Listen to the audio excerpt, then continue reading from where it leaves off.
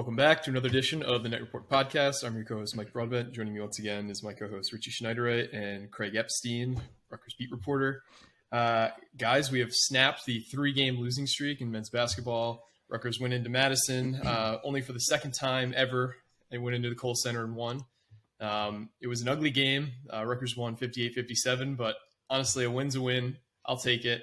And it seems like we might have our Mr. Onions back, the Camdy Man, whatever your nickname is for him. Camdy. He came out and had an incredible first half. I think he had 19 points on 6 of 7 shooting. Cam just really, especially in the first half, was just totally on fire. What did you guys see from this game, and what gave you some hope and maybe some what scared you a bit about this game? Yeah, I mean, Cam on fire in the first half, 6-7. Second half, 1 of 7. I don't know what the fuck happened there, but 19 in the first half was incredible. He bounced back pretty well.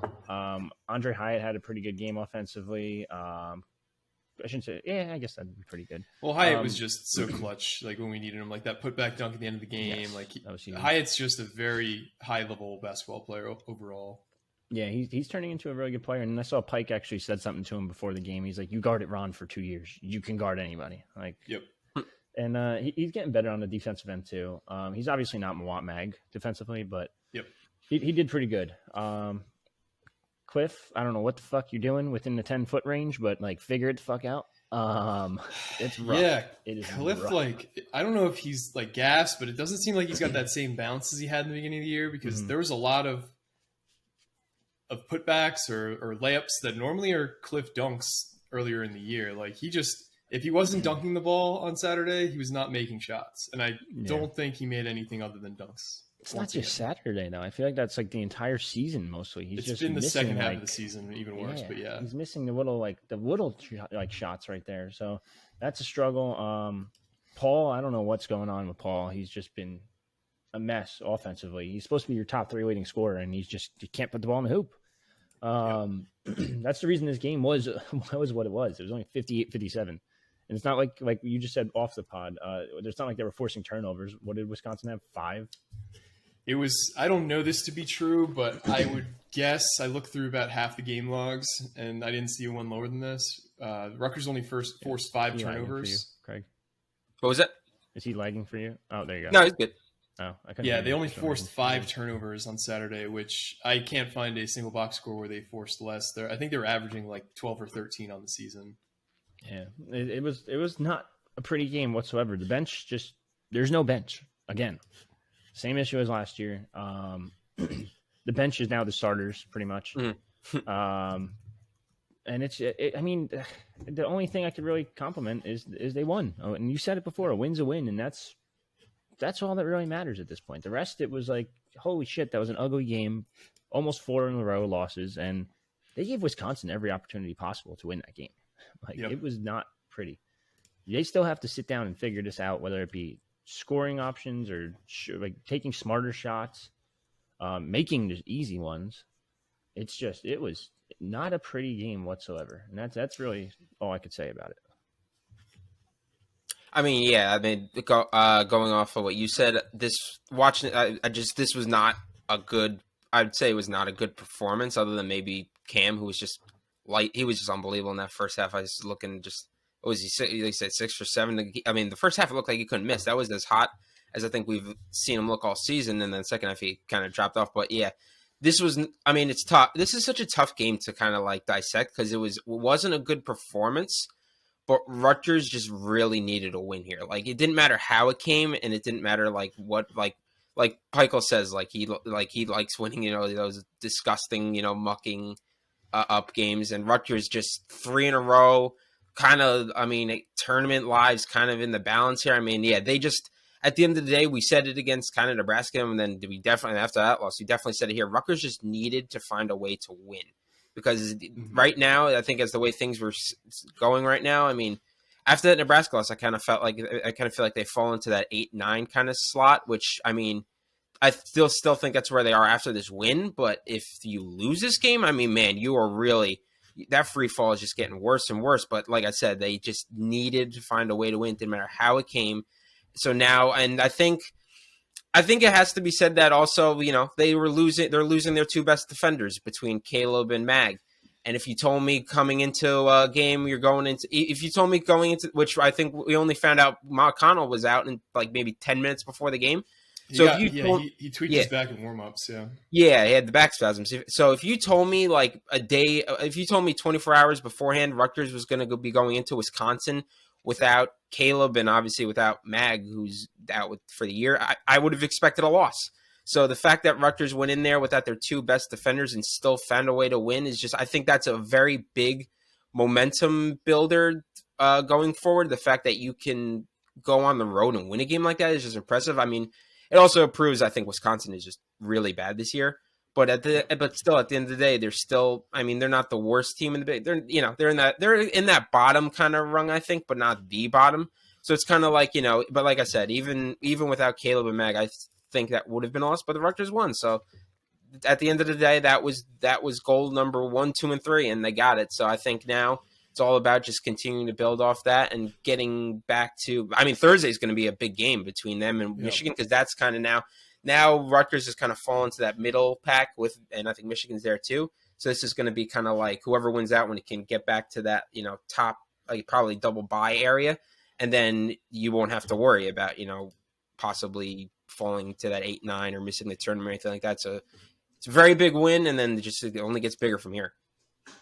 Yeah, Wisconsin's in a bit of a free fall. They've lost 9 of their last 13 games. They're all Big Ten games, so the stretch of the season is tough for everybody. As you kind of mentioned, Caleb McConnell, he was warming up and he tweaked his back. They showed it on the pregame. It looked like at some point he was just kind of like grimacing and holding his back. They put him on the exercise bike. They put all these different, belts and electrodes on him to try and kind of warm it up and loosen it up. But they were even saying, like, I think Bardo was pointing out how much higher his one shoulder was than the other. He's like, yeah, you could just tell his muscles are just totally locked up right now. And this is something that Caleb dealt with throughout his college career. And this was a problem for him for his first 3 years. He was going to redshirt the COVID year, I think. And that was kind of a huge blow to the team. But after about the first half of the year, and when they realized that that season wasn't going to count against them, that's why he played that season. But yeah, he's had back problems. You just got to hope this isn't a lingering thing, because while we did win at a bad Wisconsin, it's could be a quad 1 win if Wisconsin is on the uptick a little bit, because I think they're currently 76th in the net rankings, and you need to be a 75 or higher in the net to get a quad 1 road win. This isn't a very good team. And Rutgers, like we said, they only force 5 turnovers, and they're averaging roughly 15 a game throughout the season. So this isn't going to fly against teams like Northwestern, on the road against Penn State, or even at home against a team like Michigan. Like, we need to get Caleb back. You got to hope he's all right, because we can't really realistically expect to win games in the Big Ten tournament or the NCAA tournament if we don't have Caleb and Mag, because our defense just isn't going to hold up. Yeah. I mean, it's pretty spot on. I think I don't know if I said it on the pod. I said it before the pod. Without Mag, you probably don't make a deep tournament run. Without McConnell and Mag, you might not win a game. Like, it's just truthful. Like, this team is pride is defense, and you just lost your top 2 defenders. You don't really have a replacement for those guys. Like, yeah, Pike hyped up Hyatt, like saying, like, hey man, you can cover Ron, like you cover anybody, blah blah blah. But like, you're still not changing his defense. Like, at the end of the day, he's not Mag. He's not McConnell. And Caleb's had injury issues his entire career, actually, I guess, right? He had a knee injury to start the season. He had a back injury a year before, or whatever, 2 years ago. Now he's got a back injury again. Like, if you don't have him, like, even like the Michigan game, like, this is not an easy game whatsoever, like, versus Michigan. The Michigan team's pesky. They just beat Michigan State, like, handedly. So I don't know. This is going to be a tough one. If you don't have McConnell on Thursday, I think it's going to be extremely tough. And for some reason, Michigan just has Rutgers' number too, and that's another factor that's going to come into play. And I don't know. It's just not good right now. Things are tailing off pretty poorly and quickly. Yeah, I mean, I kind of feel like we, from looking at from a broader, I guess, perspective, I kind of feel like a Rutgers fan kind of has to reevaluate kind of the expectations for this team, because I think even with Mag, with everybody healthy, I think my expectation was that this could be a Sweet 16 type of team, but I really didn't see them going on any type of super, Elite Eight, Final Four run just because their offense just it's just not there. So to me, even with them completely healthy, I thought they were a potential Sweet 16 team. But without Mag, it's tough for me to see them even getting to that point. Like maybe with Caleb, maybe they win it, maybe they steal a game here and there. To me, it really depended on whether or not they're seeding. Because if Rutgers got a higher seed, they play you would think a worse team. So I would think they could have, at least won a game. But the fact that now they kind of hit this free fall and are kind of falling to that 8-9 type of area, to me, without Mag and even with McConnell, I can't. It's just so tough. I mean, yeah, they could. I think depending on the matchup, they could win an 8-9 game. But then you're facing a 1 seed, and then to me, it's just like no matter who you're facing, it's going to be a really, really good team, like in Alabama or something like that. And to me, it's just like Rutgers just doesn't have to me have the squad to get past the 1 seed like that. So to me now the expectation is at best probably you're winning a March Madness game, and feel free to disagree, but to me that's kind of just my expectation for this team going forward. But if they can get back to that upper echelon, like 4, 5, 6 kind of area, then yeah, then maybe they can get back to being maybe a Sweet 16. But to me, it's so tough now without Mag. And like you said, if you're losing McConnell, it's just I don't see it. But if you if you do make the tournament, that's 3 years in a row, which would be the first time in program history, and that's still I think a big feather. That would be a big feather in the cap for this program. No, I think you're dead on. I think people were getting excited because of the potential, if they were a 4 or 5 seed, you get a 12 or a 13 seed round 1.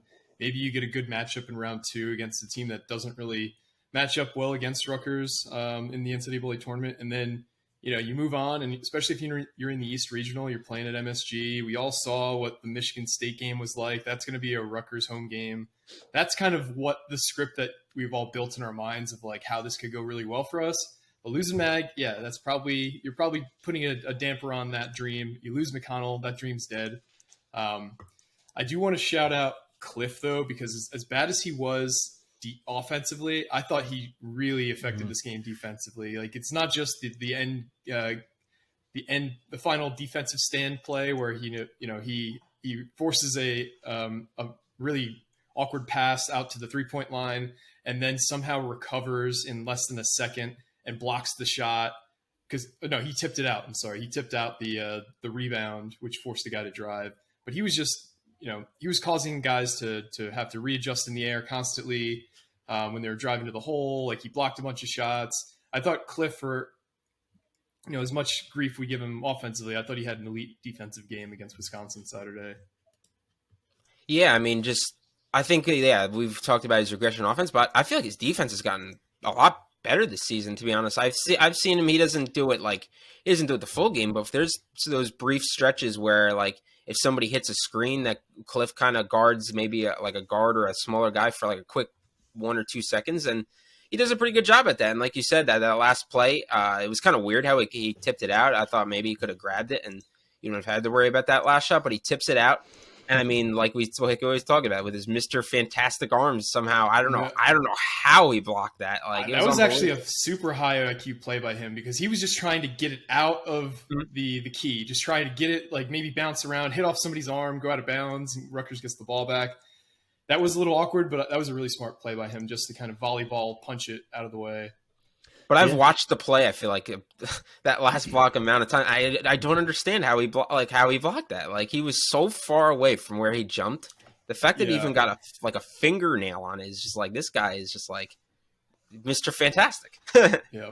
Yeah, that's a great comparison. That was insane defensively. I actually didn't think he got it. I thought the kid just like, I don't even know what he did. He just tried to shoot it, and I was like, "Oh my god! Wait, holy shit!" Did he it looked like a duck dying in the air and just like falling straight down. Yeah, I was just like, "Wow!" Like, okay, that was something. I want to go back to tournament talk real quick. Brad Watchell, who is everyone's favorite bracketologist because he's a Rutgers guy. Duke Rutgers 8-9. That would be interesting. Oh you know what they call that, Richie? The Dylan Harper Bowl. I know that would be something. And imagine he commits like immediately after whoever wins. Well, he's not going to. But could you imagine if Dylan just went on Twitter and said the winner of this game is where I go? Oh my God, the amount of pressure that would be on that game. Yeah, but no, he's not committing till summer, so it doesn't matter. But yeah, I thought that'd be pretty cool to see. Also, I hear me out. You don't want to be a 5 seed. 5 seeds get upset like every year to those 12 seeds. You don't want to be Rutgers or Oral Roberts because that would be the worst case scenario because that team's fucking good. Like, plus, I think the preferential seeding or the preferential placement starts at a 4 seed, where they really try and get you in the bracket of not your choice, but the one that geographically makes the most sense. So. Yeah, which means 8-9 seed Rutgers, they're going to tell you fuck off and have fun in Spokane. Yeah, exactly. I also wanted to give a little bit of a shout, even though he didn't make the basket. I thought Derek Simpson on that with the last bucket made a very good play because he attacked for the layup, and even though he didn't put it in, he kind of forced the defense to kind of come down on him, which I think opened up Hyatt to get that putback. So even though like he didn't get the basket, I thought Dylan Harper made a very key decision and key play that led to the Derek Simpson. You said Dylan Harper. Ooh. Damn it. Listen, maybe one day, but yes, Derek Simpson. Yeah. So I also want to go back to Cliff for a second because I think there's one thing this year that he's probably made a bigger advancement in his game than anything else.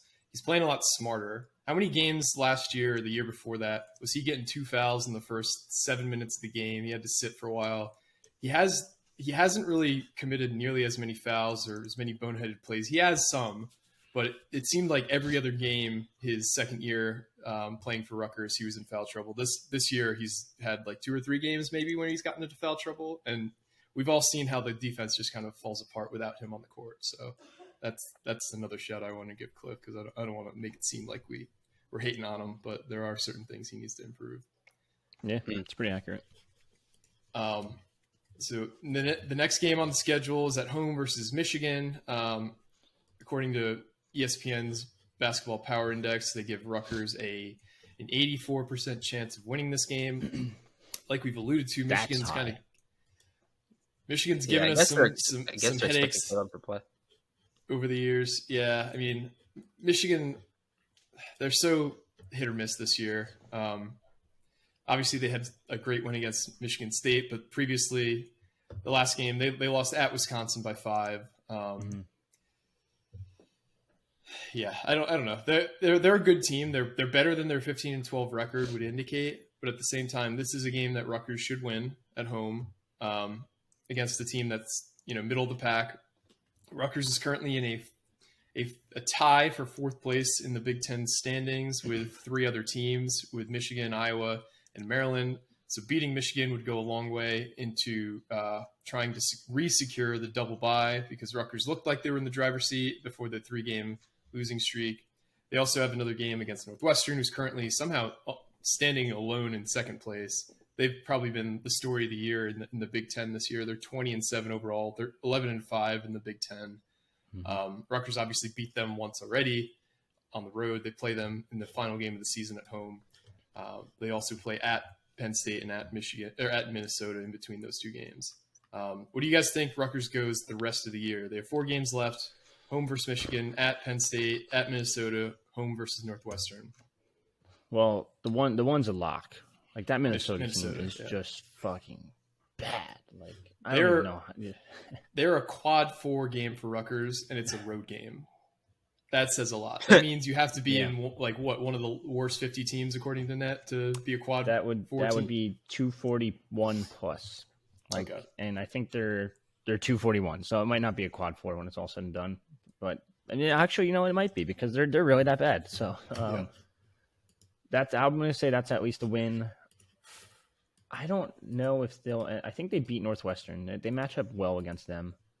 The other 2, I think they're going to split, to be honest. I don't know which one's which because I think Michigan, it really depends on Caleb. Without Caleb, I don't know if you win 2. With Caleb, you win 2, maybe 3. So I'm not going to say 4-0 because I feel like that's just unlikely expectations because think about it. Michigan is pesky. Penn State just had the ESPN National Player of the Week. That Jalen Pickett kid dropped 40 or 70 plus in 2 games. He's a transfer, right? Yeah, he's from Siena. But Was Rutgers involved with him? I don't remember, to be honest. That was like 2 years ago, so I don't think so. That was the Hyatt transfer, so maybe, but maybe not. I don't know. So they just beat Illinois too. It's not like they're on a little bit of a streak. Minnesota's a win, and then Northwestern. I don't know. I'm going to say 2-2 to be safe. I think 3-1's very, very possible. I can't say 4-0. I just can't with all the health issues and scoring issues. I just can't do it. Yeah, I think Minnesota and Penn State are the games that you're probably going to look at as those are the games Rutgers probably should win. I mean, like I said, Minnesota is they're just bad. So that's a game you definitely should win. And Penn State is just all for them. It all comes down to how are they shooting that night. I mean, It's a home game, so you would think they're better. You'd think they're better than the last time they played them at the Jersey Mikes, but. To me, if Penn State is out there like that Illinois game, they were just lighting it up, making it all over the place. So you'll be able to tell if Penn State starts knocking down shot after shot, you're like, oh boy, you're going to be in trouble. But if they are missing that night, if that's a night where they're kind of hit a cold streak, then that's a game Rutgers should win. So it's tough. I think 2-2 is kind of like what the expectation or what they should go. I think as long as they tread water, I think they'll be okay. Because Northwestern, I think, is tough. I mean, the good thing about playing Northwestern is the fact that you're playing them at home, and it's a little bit of a ways off from now. So right now they're super hot, but by the time they get to that game, maybe they'll cool off a little bit. So I guess that's one way you could look at it. And this Michigan game is just is a big game, like I said, because this is 2 teams battling to get back to that kind of double bye area. So. If they have Caleb, I would say that they could beat Michigan, and if they don't have Caleb, then I think it's going to be really tough. So, to me, it's really hard to predict. But like you said, I think 4-0 is probably a tough ask. 3-1 is, I think, on the table, and 2-2 is kind of the expectation. So that's kind of my feeling. But also, I wanted to touch a little bit about. Honestly, from a Big Ten perspective, I feel like I fought it off the last couple of years. But to be honest, I feel like the Big Ten is just very overrated this year. Honestly, I look around and I saw now Nebraska. Yeah, the last couple of years, I feel like I've been defending them. Like they've had some good. They've been really deep. They've had some really good teams that ended up kind of crapping out in the tournament. But this year, I look at these teams and I'm like, I don't see anybody in this conference making any type of run in the tournament. I mean, even Purdue, who's been the best team all year, is now hitting kind of a cold streak, and they're just the style they play. I just don't see them making any type of run. And now we had yesterday night, all of a sudden, as bad as the Nebraska loss is, Nebraska just won. So it's like they're kind of creeping up a bit. So it's like maybe that loss won't end up being as brutal as it was at the time. But I mean, the conference this year is just so wacky and so weird. And I don't see any team from the Big Ten making any type of run, to be honest. I mean, I'm surprised it took teams as long as it did after Rutgers showed them the blueprint to beating Purdue to actually start beating them. Because before Rutgers won, Purdue only had one possession game in the entire season, and that was against Nebraska on the road. After Rutgers beat them, they've had 1, 2, 3, 4, 5, 6. They've had 6 games where they either lost or it was one possession game in the second half of the season. Like Purdue, they rely too much on young guards. And as Gio said to us on the podcast when he joined us, like that's the thing you target when you're trying to design up a game plan is targeting young guards, inexperienced ball handlers, because, you throw enough at them that they haven't seen, they're going to make mistakes. And that's kind of rung true with Purdue. Like they've had some clutch moments, but the way that they want to play basketball, just like going through Zach Edey and kind of having him post up and make smart passes, almost play like, Jokic does, where he, either scores or facilitates everything through the offense, just isn't really, it's just not going to work. Like Edey's got no shot from the outside. And if he's not like dunking it or doing like one of these he's got great touch around the rim. Don't get me wrong there, but if he's not within like, 7, 8, 9, 10 feet of the rim, he's kind of useless almost. Like as a screener, he's really slow. Like Zach Edey, for as great of a college player he is, he's not going to break into the NBA. Like, I don't know. They're very flawed as a team, in my opinion. Mm-hmm. Yeah, pretty accurate. I don't know what they're gonna do because like I was gonna tweet it and I kept deleting it for some reason. How are they gonna do in a tournament? I feel like if you put Zach Edey in any other conference, he doesn't work. Yeah. Like, I think this is just the only conference where he's going to average that 20. And you're talking about major conference also. Major conference, yeah. Yeah. We're not talking to go put him in the MAAC, and it's like, oh yeah, no shit, he works there. Like, thank you. Yeah. But I was watching like Seton Hall the other day. I was watching UConn. I was watching the Big East, and it's just a totally different game. And I know this is said every year, but like the Big Ten's got to eventually like adapt, right? You would hope. Yeah.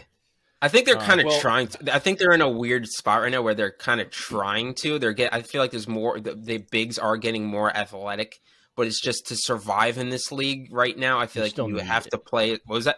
You still need like a big man now. Yeah, like right now they're in like kind of a weird area where they're still dependent on that kind of old like 1980s style of basketball, which I think is actually kind of more fun to watch, to be honest. But now they're kind of hitting more of a transition period where they're trying to get more, I guess, I feel like more of today's style of basketball. But then you see teams that are almost like an Iowa or even like a Penn State where it's like, where it's all offense, all about how you shoot that night. And for teams like that, they're having just a super difficult time surviving this league because it's just so physical, such a grind that like it's tough to survive right now playing that style of basketball. But I kind of feel like they're trying to hit that transition period. But I guess talking about, Purdue, I would think they're going to be a top 1-2 seed, and I would think they win the first game. But if you told me Purdue got upset in the second game, honestly I wouldn't be surprised. Because it's just like if they face a team that's just hitting their shots, flying around the court. To me, I don't know. I'm interested. I don't know how they're going to respond. And if you told me that they fell before the Sweet 16, I wouldn't be surprised. And if you told me they made her I don't know. It's so hard to predict, honestly. Yeah, I make this mistake every year. I always put the Big Ten way too far, and my bracket's shit after day one. Like, all right, cool. Yeah. That was fun. Like, wasted $20. Well, if you take a look at, this will transition well into the next conversation I wanted to have. If you just look at recruiting rankings, like how many top 50 kids are going to Big Ten schools each year? It's not many. If it's not Michigan State, you might see one go to Indiana, one go to Illinois, or a handful maybe in 1 year. But we're not recruiting at the same level as, the ACC or the Big 12. Like a lot of these top level kids, they're going to the one and done factories like Duke and Kentucky and Texas now. Like we're not getting the top kids, and those top kids are the top kids for a reason. They have that like Rivals ranks players based on their projectability into the NBA and the NBA draft prospects. So these are the kind of guys that the NBA is looking for. They're the long, lengthy players with outside games who could also defend. Like that's Ace Bailey to me. That's Dylan Harper.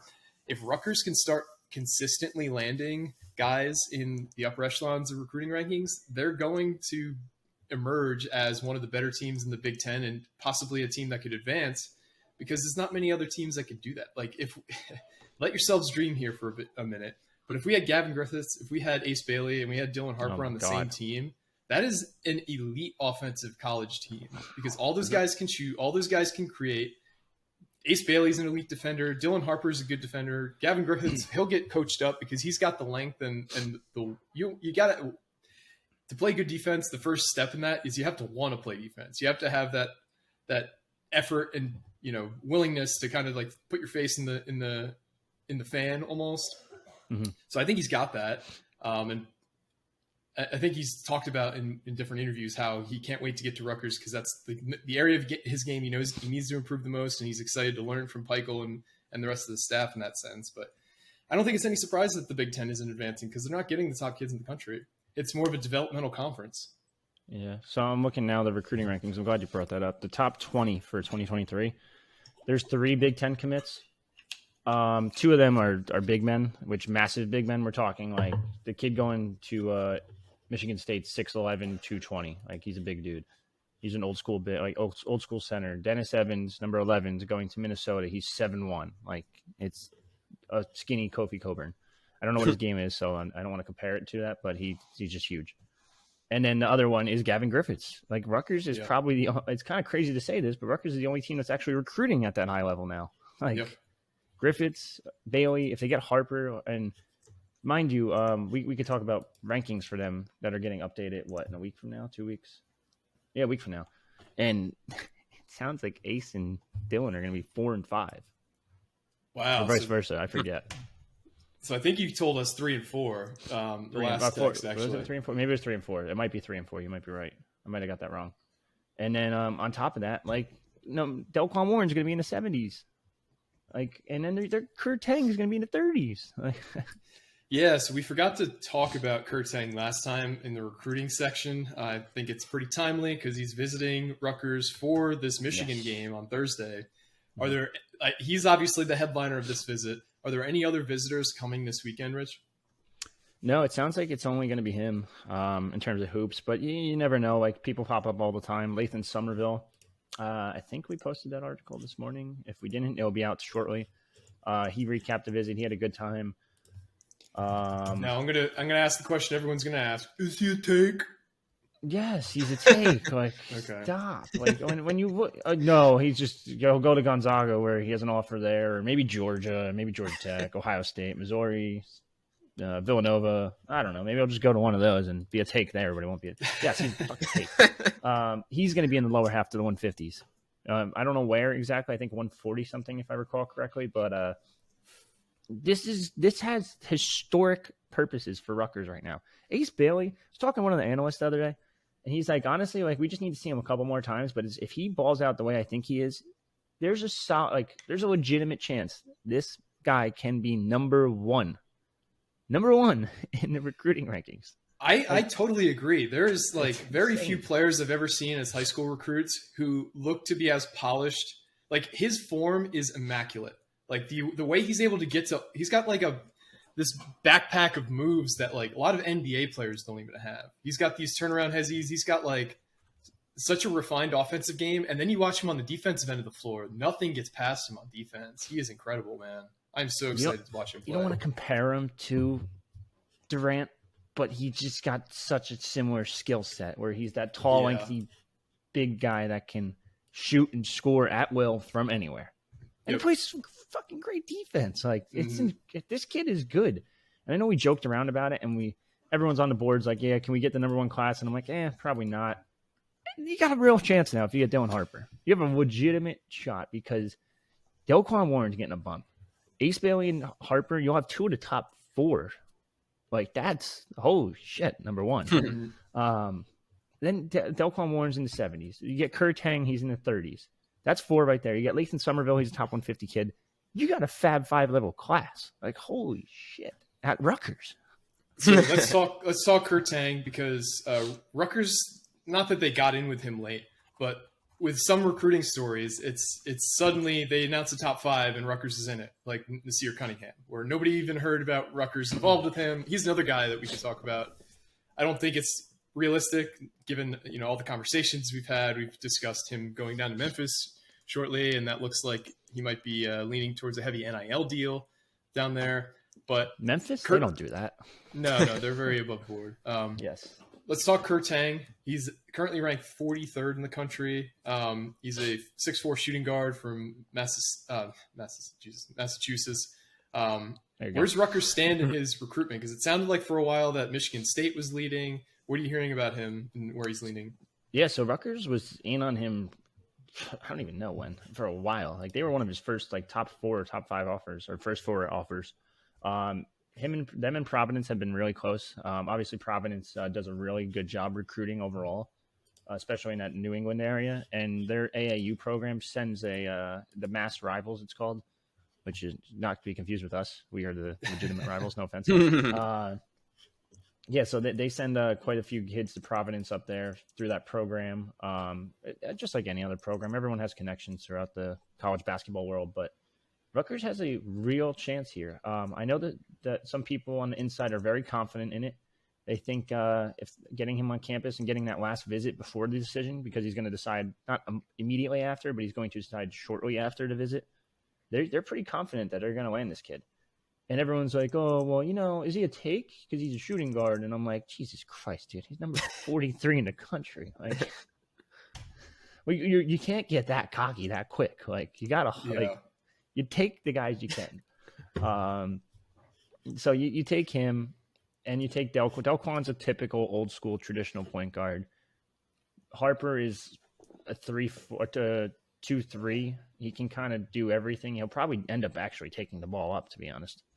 And then you put this kid at the 2. Like, it's positionless basketball. You can put a position on him because that's what we do. Like, you have to put a guard. Or I honestly think we should just get rid of the positions completely. It should just be guard, wing, big man. End of story. That's it. Yeah. I felt that way for a long time about like all NBA rankings. Like the third team all NBA center, it's like there's legitimately a dozen better players in the NBA than the third team all NBA center. But because of how they structure it, like there has to be a third guy there. But anyway, it's even like an all-star game. Like that's what they're getting better with it because they're like, hey, just pick guards. Hey, pick wings. Hey, pick big men. It's not centers, power forward. Like, and literally, when I look on like ESPN, like an app, I don't know if it's because of laziness or if it's just like you said, positions of basketball. It just says next to guys' names most of the time F or G. That's it. Yeah. Like you rarely ever see C. Like maybe like Cliff, you see he gets a C, but like most of the time it's like Derek Walker F. It's like okay. I mean, it's just like you're either a forward or a guard at this point. Yeah. Dane Danger. I think he had an F too. That kid. I love that name. I love Kur Teng, honestly. I can't. Kur Teng's good too. Kur Teng versus Dane Danger. I mean, could you imagine? I mean, that's like the name Super Bowl right there. We're talking historic purposes here. Yeah. Speaking of the Super Bowl, by the way, when I noticed before the game when they do their like little video thing, when they showed Patrick Mahomes' thingy, I saw Rivals. They showed Rivals rankings for him, and I had a little bit of it actually wasn't Mahomes. That was I think it was Kelsey's ranking. Oh, was it? Yeah. I just remember seeing Rivals. I was like, little shout out there for us, the under-ranking Travis Kelce, arguably the best tight end. Listen, there's no such thing as bad press, Richie. You know that. Yeah, that's true. That 5.2 he had. Yikes. Gotta go. Well, we didn't do that. Nope, thank God. But yeah, no, it was this I don't even know how to say it. This is gonna be just has so much like potential for this class. This recruiting class could be legendary, and they're all offensive players. If Pike teaches them a lick of defense, holy shit! Yeah. And then if you look at like, who hypothetically could be available for that 24 season on the team still, like you could have Mawat Mag back. You could have you'll have Derek Simpson, Antoine Wolfwell. You could have Cliff Omaruri. Paul would be out of eligibility by that point. Who else? Hyatt would be out of eligibility by that point. Cam would be out of eligibility. But you could have, a lot of this team return along with all that freshman and sophomore talent. Antonio Chol might finally have developed into a player by then. Ben I always Dongo. forget about him. Yeah, there's a lot of talent on this team and coming into this team, and I'm excited to see what Cliff or what Pike does with this group because he's obviously shown he's an elite developer of talent, and you provide him with A+ level talent into that development. I think sky's the limit, guys. So I'm so excited to see how the next 2 years go, and beyond, obviously. But that's pretty accurate. There's not really much else you could say there. This has. I've said it 3 times. It has historic potential. Like this is crazy. I never thought we'd get to this point, but here we are. So enjoy the ride. So we've covered a ton here, guys. Is there anything else that we missed on, or anything else you want to bring up before we sign off? I want to give a shout out. I want to give a shout out to one-time Rutgers commit Mac McClung for winning the dunk contest. Any comment? That seemed to be the easiest money of the weekend. That I think his odds went from like plus 210 down to like even odds by the time the dunk contest started, because I guess people started to watch his high school mixtapes, all the different crazy dunks he's done through his career. That dude can jump, man. I'm surprised he hasn't caught on with an NBA team because he's got like a pretty well developed offensive game. Stinks. You think he stinks? I don't think he's that good as a player. I think he's a phenomenal dunker, that's cool. Like that's great. We can also talk about. I got to throw this out just because I know Craig's a super Knicks homer. Jericho Sims, yeah, that was cool. Like, hey, want to see me do it? Want to see me do it again? Like, what the fuck was that? Hey, listen. Where's Kevin Durant and Kyrie Irving right now, buddy? An All-Star game. Yeah. Yeah, they actually put the Nets logos next to them, and I was like, "Ow." Yeah, well, that's a low blow. Yeah, that was a little not to me. But no, you love it. Yeah. Oh, I love it. You see Bridges right before the All-Star break? All right, just watch. Like Michael Bridges, that really hurts because I don't know if you remember, the Sixers actually drafted him. His mom worked for the Sixers. They were super excited for about 4 minutes before he got traded to the Suns, I believe, in the Zyra Smith trade. Zyra Smith, we're still the missing posters are still up in the city of Philadelphia for Zyra Smith. Yeah, just like those missing Super Bowl 2023 championship posters, right, Mike? Yeah, it's got to be tough since like your grandfather wasn't even born the last time the Jets were in the Super Bowl. But Ooh. I get it, I understand. It could be worse. Brutal. Yeah, Life's pretty miserable over here as a Giants fan too. Apparently, Daniel Jones wants $45 million a year. He wants Mahomes money. Yeah, so do I. Hey, like Daniel, I love you and all, but kick rocks. Like get out of here. Like if that's what you want, like I'm telling you, that ain't happening. I'll go draft a quarter. I'll draft Will Levis and be an idiot for 3 more years. Hey, listen, you want Zach Wilson? Hey, if anyone can fix him, it might be Dable. Gettleman dug you guys into such a deep hole, and at the same time, like you guys were too successful to put yourself in a position to get a quarterback this year, and like you don't want to bottom out for one next year, even though Drake May and Caleb Williams are probably worth bottoming out for. You're in a tough spot. Because you're kind of in no man's land. Kind of, yeah. I mean, or hey, Jimmy G, what are you doing? Do you want to make less than $45 million a year? Not to say there's not hope, because I think you guys got a great coach. Like they've all deserved to win Coach of the Year. I think Joe Shane is a good GM. They work well together. They work together in Buffalo. Yeah, I think there's hope, but it's a tough transition period because Gettleman and the collection of idiots that you guys had as coaches for the last, since Coughlin got let go has been a disaster. So yeah. Anyway, that's Tannehill season. Yeah. Let's talk about some real football real quick before we sign off. The XFL is back, baby. Yeah. That was a rough watch this weekend. Holy shit, man. That was brutal. Check down, run, check down, run, check down. I'm like, what the fuck am I watching?